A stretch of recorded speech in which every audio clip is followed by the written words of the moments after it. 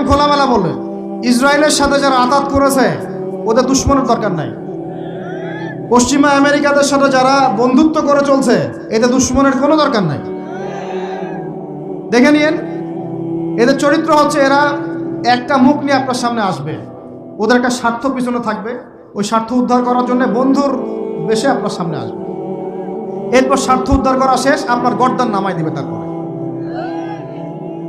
বিশ্বাস করতেছেন না? আমরা ওদেরকে চিনি, কারণ আমরা আল্লাহর কিতাব পড়ি রে ভাই। আল্লাহ পাক এই কিতাবের সূরা মাইদার 51 নম্বর আয়াতে বলেছেন, ইয়া আইয়ুহাল্লাযীনা আমানু, হে মুমিনগণ, লা তাত্তাখিযুল ইয়াহুদা ওয়ান নাসারা আউলিয়া, তোমরা এই ইহুদিদেরকে আর নাসারা খ্রিস্টানদেরকে বন্ধুরূপে গ্রহণ করো না। কে বলেছেন ভাই? আমার কিছু বলার আছে এখানে? কোন ইহুদি কোন খ্রিস্টানকে? আল্লাহ পাকে সবার কথা বলছেন? উত্তর না, ওদের মধ্যেও কিছু কিছু ভালো মানুষ আছে, সত্য এটা। কিছু কিছু ভালো মানুষ আছে। কারা তাহলে?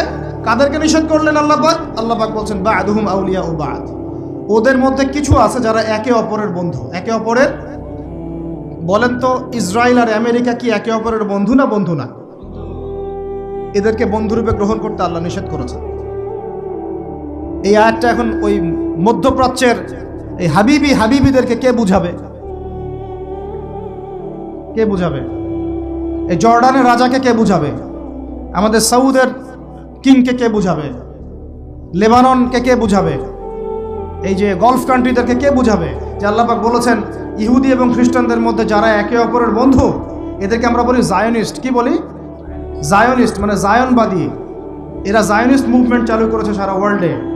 এদের উদ্দেশ্য হচ্ছে হোলি ল্যান্ডটা দখল করা, মানে ওই নীলনদ থেকে ইউফ্রেটিস পর্যন্ত দখল করে ওইখানে দাজ্জালের শাসন কায়েম করা। এটা ওদের লক্ষ্য।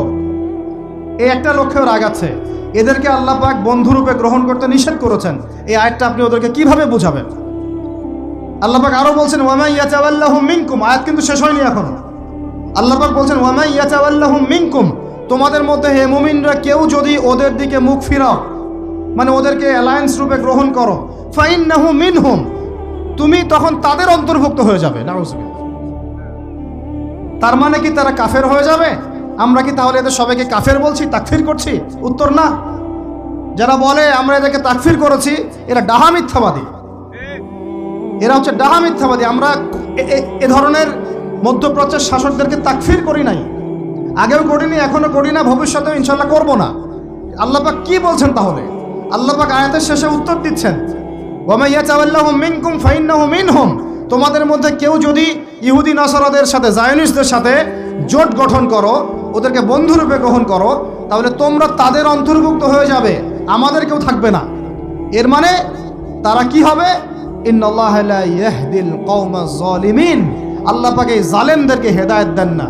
তার মানে তারা হবে জালেম। কি হবে? আল্লাহ পাক শব্দ ইউজ করেছেন কি? জালেম। অতএব যদি কেউ জায়নিস্টদেরকে মিত্ররূপে, বন্ধুরূপে গ্রহণ করে, সে ব্যক্তি হোক, সমাজ হোক, সরকার হোক, রাষ্ট্র হোক, সে জালেম হয়ে যাবে। কি হবে ভাই? সে কি কাফের হবে?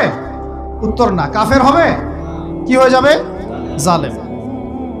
ইন্নাল্লাহা লা ইয়াহদিল কওমাজ জালিমিন, আল্লাহ পাক জালেমদেরকে হেদায়েত দেন না। এই জন্যই তো মদের বার ওপেন করতেছেন, এখন কনসার্ট করতেছেন, হ্যালোইন করতেছেন, এইটা করতেছেন, ওইটা করতেছেন। কেন? আল্লাহ পাক নারাজ হয়েছেন। আল্লাহ পাক কি হয়েছেন? নারাজ হয়েছেন। আল্লাহ পাক এখান থেকে ফিরে না আসলে আল্লাহ পাক ধরবেন। তো এখান থেকে আপনি বুঝতে পারছেন যে পুরো বৈশ্বিক প্রেক্ষাপটে আমাদের অবস্থাটা কি। আরো একটা আয়াত আছে, ওটা সূরা বাকারা। এটা আরো মারাত্মক। এটা আল্লাহ পাক তার নবীকে বলছেন যে ওয়ালান তারদা, ভালো করে শুনেন যুবকরা, আল্লাহ পাক বলছেন ওয়ালান তারদা। আপনারা হয়তো অনেকে গ্রামার জানেন না, যারা মাদ্রাসা ব্যাকগ্রাউন্ডে তারা জানেন, বুঝবেন। এখানে এমন একটা কথা বলা হচ্ছে যে কখনোই কখনোই তারা সন্তুষ্ট হবে না। ওয়ালান তারদা আনকাল ইয়াহুদা, নাকি ইয়াহুদ, ওয়ালান তারদা আনকাল ওয়ালান তারদা আনকাল ইয়াহুদ ওয়ালান নাসারা হাত্তা তাত্তাবিআ মিল্লাতাহুম। কি কঠিন কথা, কি স্পষ্ট কথা। আমরা কি আল্লাহ পাককে তাফসির শিখাইতে যাব? আমরা কি আল্লাহ পাককে তাউইল শিখাইতে যাব? আমরা কি আল্লাহকে ব্যাখ্যা শিখাইতে যাব? আল্লাহর কালামের স্পষ্ট কথার কোনো ব্যাখ্যার দরকার নাই। এটা তো আয়াতুল মুহকামাত, এটা তো মুতাশাবিহাত আয়াত নয়।